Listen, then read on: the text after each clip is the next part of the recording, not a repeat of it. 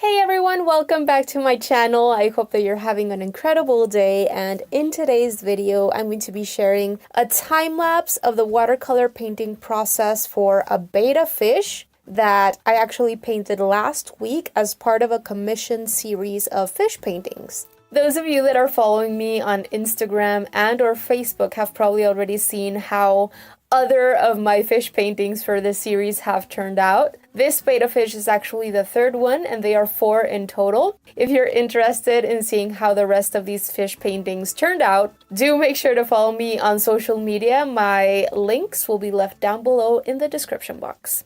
So while you see me work on this painting, I thought that I'd talk about something very important, especially for those of you out there that are starting to sell your work or starting to take on commissions or considering starting to take on commissions. I'm going to be sharing my most important tips that I have learned since I started doing this that I wish I knew when I first started out, and are going to definitely make the process go a lot more smooth for you and I guess more enjoyable in general. And really, this compilation of tips that I'm going to be sharing with you today are the main things that I have in the forefront of my mind whenever I am going through a commission process, and things that I have learned throughout the years from more experienced artists that have been at this for way longer than I have, suggestions from them, and just in general things that I have learned from having done extensive research myself.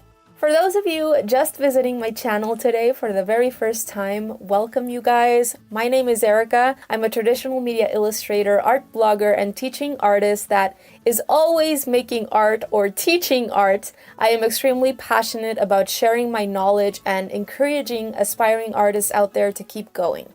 I am constantly sharing my own work and helpful information for you guys in the form of art tips, drawing and painting tutorials, and encouragement type articles both for my blog over at ericalancaster.com and creating videos that I share here over on YouTube every single Friday, so do consider subscribing. I would absolutely love to have you become part of this growing art community. And hey, if you do subscribe, don't forget to click on the little bell so that YouTube can let you know whenever I publish a new video, because otherwise you may or may not find out about it.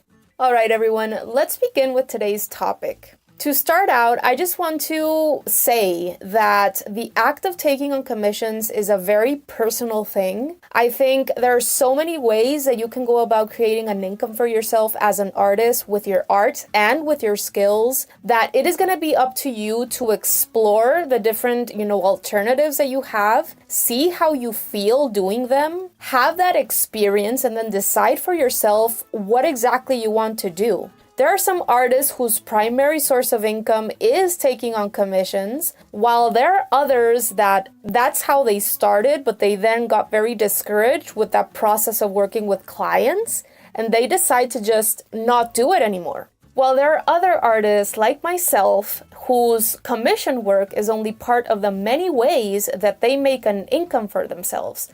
And for me, this works perfectly because this allows me the opportunity to turn down projects that I feel don't align with what I want to be doing, or that I feel are coming from someone that either doesn't entirely understand the creative process or doesn't respect my work, or maybe in general that I feel would cause a lot of problems to work with. This allows me to be able to say no to that and stay open for other projects that may align a lot more with what I want to do. Now, I totally understand how in the beginning, any opportunity to get paid to create art can be super exciting and you want to take it on immediately, and at the same time, you're just starting to get to know yourself as an artist and what it is you want to get to do. So it's a process, and I feel we're all going to go through negative experiences in the beginning, but I feel all of this is necessary, and I feel it's necessary to get that experience working with clients. So I guess what I'm trying to say is if you're just starting out, then definitely be patient with yourself, because getting to know yourself as an artist is definitely a process, and take every opportunity as an experience to improve much needed skills like communicating with clients and setting systems in place, which I'm going to talk about later on in this video, because all of these skills and knowledge are going to really help you throughout your entire art career. All right, moving on to the first tip in this list. This is going to be to have a set method for pricing your work. There are two sort of common ways that artists go about pricing their work. In the first way, the artist takes into account the amount of hours that he or she spent working on that particular piece. They then take that amount of hours and times that by their hourly rate. And in the second common method, the artist takes into account primarily the size of the piece. So what happens in this case is that the artist creates a set kind of cost for every square inch that he or she paints. Personally, I use both. When I am creating paintings that I intend to sell at maybe art shows or that I intend to upload onto my Etsy shop or things like that, I usually like pricing by size because I already have my kind of established sizes that I usually work in. And I feel that this just makes things a little bit less confusing for my customers. However, when I am asked to create a very specific kind of painting that maybe even entails a higher amount of detail than what I would usually add in, and a very specific canvas size, and very specific paint colors, and maybe even supplies that I don't usually have on hand, and I would have to go out of my way to acquire, what I like doing is I actually have a formal document that I send over to the possible client whenever I am asked for a quote. And this document doesn't only contain the cost, but it also outlines or describes the reasoning for that cost. In this document, I provide information on how much money I'm going to spend on the necessary supplies to complete said project, as well as an estimate on the amount of hours that I'm going to take on each phase of the project. So in other words, I take my hourly rate and then I multiply that times the number of hours that is going to take me to complete the project, and then I add the cost of the materials. And of course, if you're going to have to ship your work somewhere, or if you're going to have to spend money on gas to get to meetings with your client, etc., all of that also adds into the cost. Personally, if the project would take me over 2 weeks to complete, I would even include a little time frame in the document explaining what phase of the project I would be working on when, because I really like to keep everything super transparent. I like to communicate constantly with my client whenever I say that I'm going to, present progress pictures or whatever it is. I like having that on time.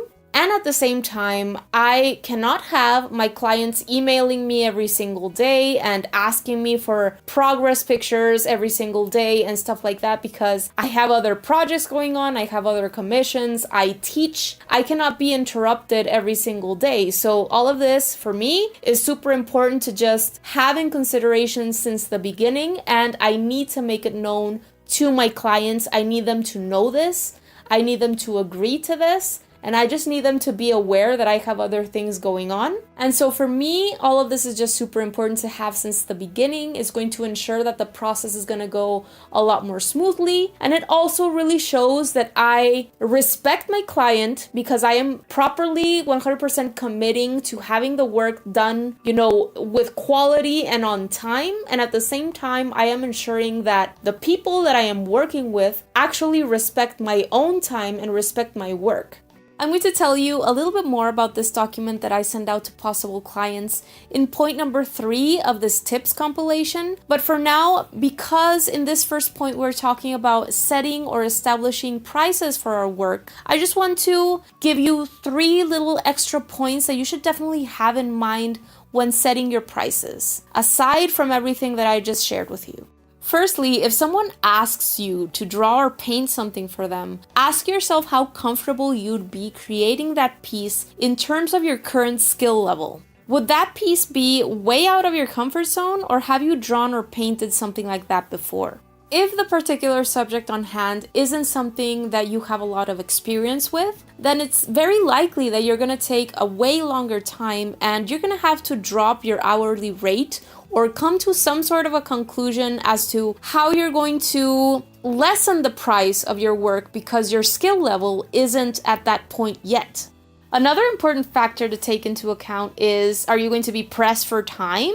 Is the particular client asking you to turn that thing in at a very close date to now? Are you going to have to work long hours or even weekends to meet the deadline? Or is it something that you can take your time on? If I am asked to complete something urgently and it's a project that I'm going to say yes to, then I am definitely going to raise the price, because that would mean that I would have to work long hours and maybe even weekends. And the third thing to ask yourself is, will this project help you expand your knowledge and or skills in a particular area of art that you're interested in developing? Would it be an awesome portfolio piece and an excellent experience that is going to help you get to the clients that you would like to work with in the future? Is the project meaningful for you or fun to work on? Okay, so moving on to point number 2 in this little tips compilation, this is to plan your time wisely.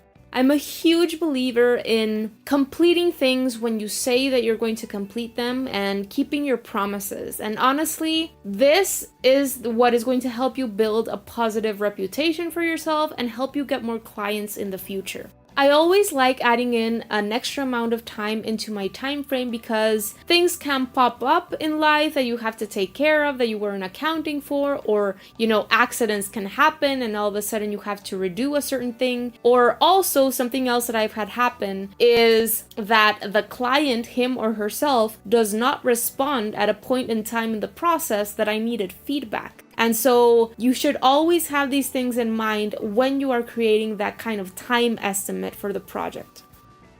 Moving on to point number 3 in this list. This one is to have information available on your website or Facebook page or whatever it is you have available for possible customers to know about your commission process, as well as have some sort of formal document that you can send out to them whenever you get asked for a quote, similar to the one that I was talking about in point number 1. It's very useful to have a sort of frequently asked questions about commissions section in your website or wherever it is that you have your portfolio at, so that people can go and get their questions answered, and maybe this way you can save yourself some time and not have to answer the same questions over and over and over again. I feel that having something like this is going to help you educate non-artists on what the creative process actually entails, and this is going to allow you to waste less time on those people that you don't really want to work with and work with those who do. Frequently asked questions can include things like, how and when do you receive payment? Do you offer refunds? Do you ship internationally? And you can also provide important information in regards to your terms of service in this section, like how many changes the client can make and at what point they can make it throughout the process. Something else that I can think you could include in this section, if you're an artist that works from reference pictures, could be to make it extra clear that you need your clients to send you high quality, high resolution, and large reference pictures that are going to allow you to see details that are not pixelated, etc. Now, in terms of the formal document, I feel that it is very important because it helps you transmit professionalism and it helps people understand that you give importance to your work. Now, I already talked about a few of the things that I like to include in these documents in point number 1 of this list, but I am going to mention, if you start working on more complex projects or projects with businesses or simply things that are going to take you longer than a month to complete or things like that, start reading into client agreements and actually getting a formal document signed before you start with the process, because these documents can save you a lot of hassle in the future if you have any problems with not getting paid and things like that. But at the very least, this document should contain important terms like how you accept payment. Is it through bank deposit? Do you accept payment through PayPal, etc.? How much is the upfront payment, or what percentage of the total cost is going to be necessary for you to even get started? And by the way, make this non-refundable. How much extra changes or meetings would cost, etc. I highly, highly recommend that you communicate your terms clearly and you make everything known to your possible client. Remember that this document is for both you as well as for him or her, so that the experience goes smoothly and it's enjoyable for both of you. Moving on to tip number 4, this one is to make sure your client knows your style and isn't expecting something that you can't or won't do. And for this one, I highly recommend that you have some sort of portfolio with your current art style online, showing at least 10 different pieces or so that anyone who could be interested in asking for a commission piece can see it and be completely aware of the kind of work that you do. Tip number 5 is to ask questions and make sure that you clearly understand what you're being asked to do. I highly recommend you ask tons of questions in the beginning. I have had clients ask me to create paintings for them and they think they know what they want, but it's not really until I sit down with them and kind of pick their brain and get to know what styles they enjoy and what they're planning on decorating with my painting that I get more of an idea myself and they get more of an idea as well, and things just become a lot clearer.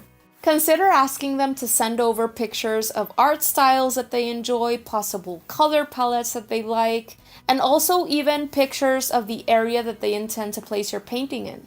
Tip number 6 is to be responsive when they first reach out to you, and also keep communication lines open throughout the entire process. So if somebody emails you or calls you or something like that, and you don't answer them for a while, then you can lose that opportunity. So be careful with that. So also remember that communication is absolute gold and a must for any kind of relationship, work or otherwise, to go smoothly. In my time frame that I send over with that initial document that I've been talking about, I also include the specific days that I would be sending over progress pictures or just notes about what I've been up to with the project. And I like staying true to that. Maybe we communicate once a week until the project reaches its completion, or, twice a month, whatever works. But make sure that you keep that person in the loop in regards to what's going on. Alright everyone, so those are my 6 main tips, and just to finish up, I want to share a final bonus tip with you guys, and this is, don't be afraid to turn down possible clients if you feel they as people or what they are asking you for doesn't align with you. So as I said before, I don't work with people who I feel don't value art in general, or that aren't willing to understand what the creative process entails, or that I feel would be difficult to work with. In these cases, I turn the project down kindly and professionally, and I recommend another artist who would possibly be up for the project. It can be tricky, especially when we're starting out, because any opportunity is very exciting and maybe we need the money and we also need the experience, but you don't want to work with people who are not going to give value to what you do. So always give serious thought to whether this opportunity is good for you or not, depending on your particular situation. Remember that when one door closes, another one opens, and also remember that it's always your decision whether to take a project on or not.